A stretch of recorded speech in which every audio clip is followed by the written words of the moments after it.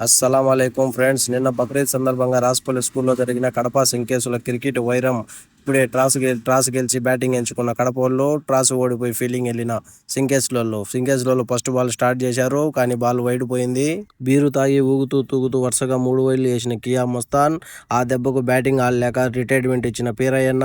Next bowling వచ్చిన సింకేసుల అంగడి Aamir first ball 4 అబ్దుల్లన్న.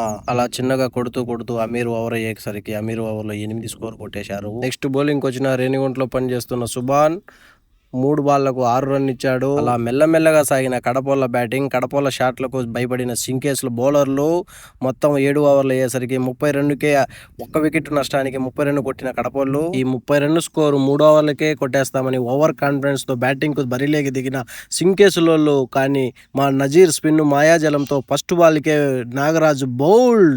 తరువాత బ్యాటింగ్ కి దిగిన మహమ్మద్ షాట్ కొట్టే శక్తి లేక చేతిలోకి క్యాచ్ ఇచ్చి అవుట్గా తిరిగిన మహమ్మద్. తరువాత బ్యాటింగ్కి వచ్చిన మా చౌడై మామ అలా సింగిల్ కొడుతూ చౌడై మామ అమీర్ కలిసి 10 రన్ను వరకు ఆడారు. అలా అమీర్ బ్యాటింగ్ ఆడుతూ ఉన్నాడు, కానీ గట్టిగా ఊపడంతో పొరపాటున బ్యాటుకు బాలు తగిలి 4 వెళ్ళిపోయినది. తర్వాత బౌలింగ్కు దిగిన కడపోల టాప్ బౌలర్ బాబు అన్న. ఆ బాబు అన్న వేసే స్పిన్ను మాయాజాలానికి తట్టుకోలేక చౌడై మామ అవుట్.